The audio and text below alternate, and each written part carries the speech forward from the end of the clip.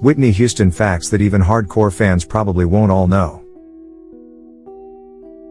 Whitney Houston's full name is Whitney Elizabeth Houston. She was born in Newark, New Jersey on August 9, 1963.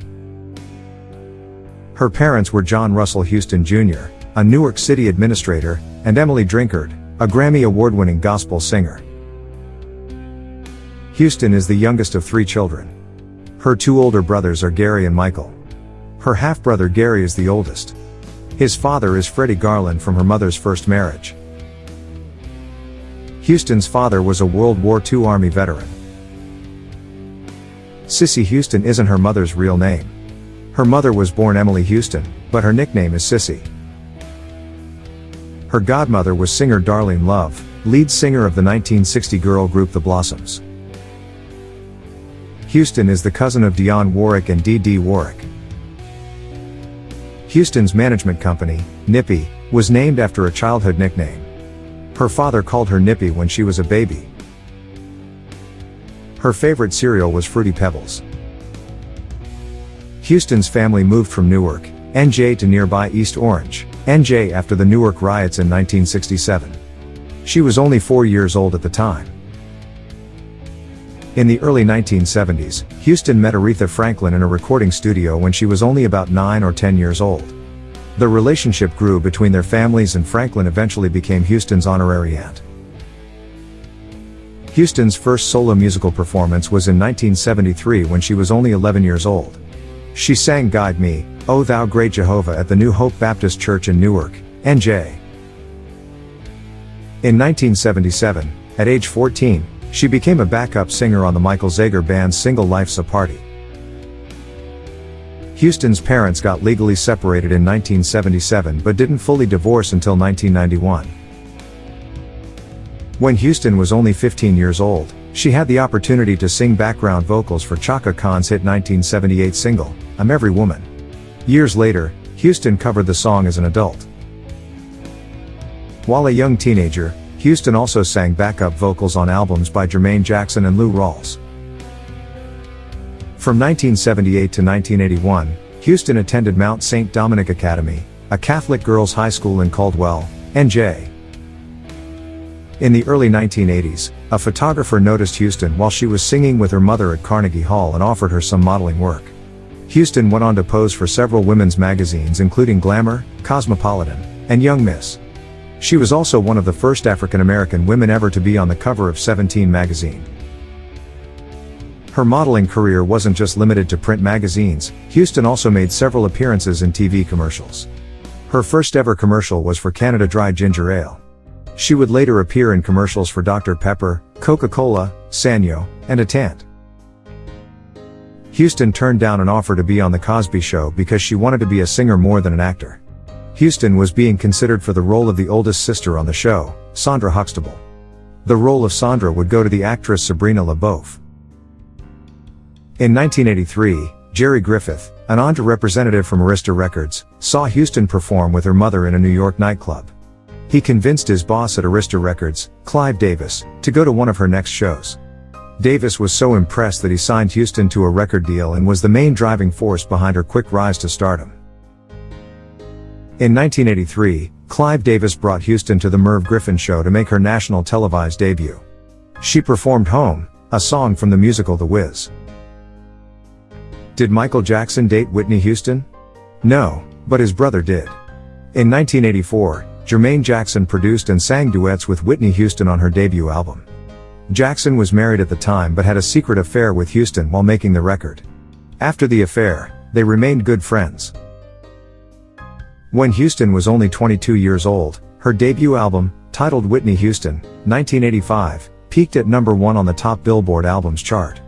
It stayed there for 14 non-consecutive weeks thanks to the heavy radio airplay of her hit songs Saving All My Love for You and How Will I Know. Her debut album is one of Rolling Stone's 500 greatest albums of all time. According to a 2001 interview on MTV, Houston claimed that MTV repeatedly denied her organization's attempts to get the music video for You Give Good Love from Houston's debut album into rotation. At the time, MTV rarely played videos by minorities. However, MTV accepted the video for Houston's song Saving All My Love for You after it became a huge crossover hit. In the interview, Houston said, "MTV had no choice but to play the video, and I love it when they have no choice." By the time the video for her third US single, How Will I Know, was released, Houston became the first African-American woman to receive heavy rotation on MTV. She won her first Grammy in 1986 for the song Saving All My Love for You. The award was presented to Houston by her cousin, Dionne Warwick. In 1987, Michael Jackson wanted Whitney Houston to record I Just Can't Stop Loving You with him. His request was denied. Houston's second album, Whitney, 1987, also peaked at number 1 on the United States Billboard 200. Whitney Houston's first two albums, Whitney Houston, 1985, and Whitney, 1987, are two of the best-selling albums of all time. Whitney Houston is the only artist to have 7 consecutive number 1 Billboard Hot 100 hits, Saving All My Love for You, How Will I Know, Greatest Love of All, I Wanna Dance with Somebody Who Loves Me, Didn't We Almost Have It All, So Emotional, and Where Do Broken Hearts Go? In 1989, Aretha Franklin and Whitney Houston recorded the duet It Isn't, It Wasn't, It Ain't Never Gonna Be. Houston sang the Star-Spangled Banner at Super Bowl in 1991 during the Gulf War. The recording was so moving that it was released as a single that went platinum. During the 1980s, Whitney Houston dated American football player Randall Cunningham and actor Eddie Murphy. She met R&B singer Bobby Brown, formerly of New Edition, in 1989 at the Soul Train Music Awards. After dating for 3 years, Houston and Bobby Brown got married on July 18, 1992. Whitney's favorite color was purple, so the entire bridal party wore attire in the hue. Groomsmen even wore purple tuxedos with matching custom-made alligator dress shoes. Whitney Houston acted in several movies during her career, including The Bodyguard, 1992, Waiting to Exhale, 1995, The Preacher's Wife, 1996, Cinderella, 1997, and Sparkle, 2012. Joan Jett, Pat Benatar, Olivia Newton-John, Madonna, Debbie Harry, Janet Jackson, Terry Nunn, Kim Carnes, and Dolly Parton were all considered for the role of Rachel Marin in the 1992 film, The Bodyguard. Kevin Costner, who was also a producer on the film, wanted Whitney Houston in the role. He also didn't want her to take acting lessons. He wanted Houston to act naturally and just be herself. The Bodyguard grossed more than $121 million in the US and $410 million worldwide. Houston recorded 6 songs for the Bodyguard soundtrack, including her mega-hit single I Will Always Love You, which became the best-selling physical single by a female artist in history. It also earned Houston several Grammy Awards for Album of the Year, Record of the Year, and Best Female Pop Vocal Performance. The Bodyguard is still the best-selling soundtrack album of all time. Houston suffered a miscarriage in 1992 while filming The Bodyguard, but returned to the set the next day. She talked to Barbara Walters about her experience in 1993. On March 4, 1993, Houston gave birth to her only child, Bobby Christina Houston Brown. In October 1994, Houston attended and performed at a state dinner in the White House honoring newly elected South African President Nelson Mandela. Houston starred in and recorded the soundtrack for The Preacher's Wife, 1996. It is the best-selling gospel album of all time. In 1997, the Franklin School in East Orange, New Jersey was renamed to the Whitney E. Houston Academy School of Creative and Performing Arts. In 2001, Houston was the first artist to be given a BET Lifetime Achievement Award. Bobby Brown was charged with battery in 2003 after a fight with Houston left her with facial injuries. In 2004, husband Bobby Brown and Whitney Houston starred in a reality TV program, Being Bobby Brown. In one infamous episode from 2005, they discussed how Bobby helped Houston remove a bowel blockage with his hand. Houston proclaimed, "That's black love." Houston went to rehab in both 2005 and 2006. Brown and Houston divorced in 2007 after a tumultuous, drug-fueled 14 years together. Houston's daughter, Bobby Christina, Attempted suicide in May 2008. Oprah Winfrey interviewed Houston in September 2009. During the interview, Houston revealed that her drug use was like before The Bodyguard. But after the film's tremendous success, by 1996, drug use became an everyday thing. In 2009, Houston launched a comeback tour. By April 2010, there were multiple media reports that Houston was using drugs again. Houston called the reports ridiculous. In May 2011, Houston enrolled in a drug and alcohol rehabilitation program. She has sold more than 200 million albums worldwide, placing her in a unique category with Eminem, Taylor Swift, Mariah Carey, Queen, Eagles, Celine Dion, AC/DC and the Rolling Stones.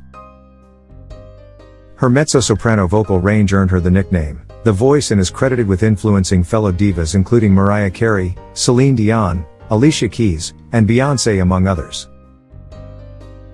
Houston won 6 Grammys, 30 Billboard Music Awards, and 22 American Music Awards in a 25-year career.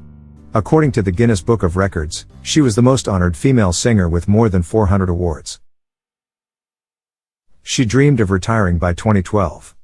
Diane Sawyer of ABC News interviewed Houston in 2002.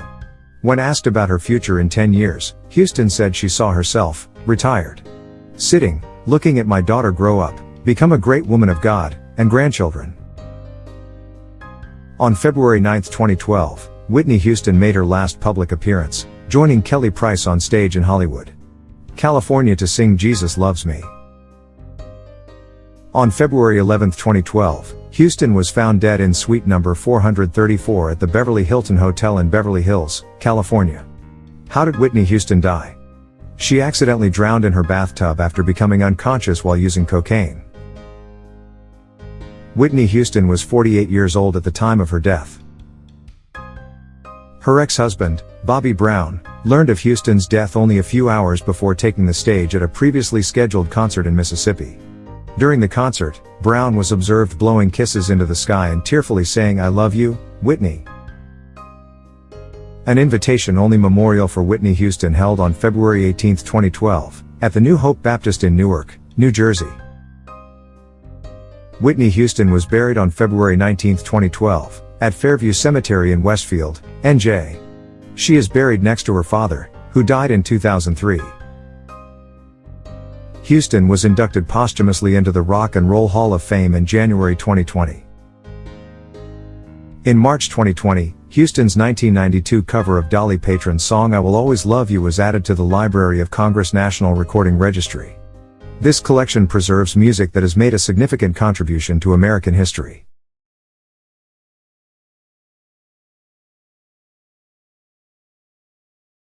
Dear viewers, do not forget to subscribe, like and comment for the development of our channel. Stay with love.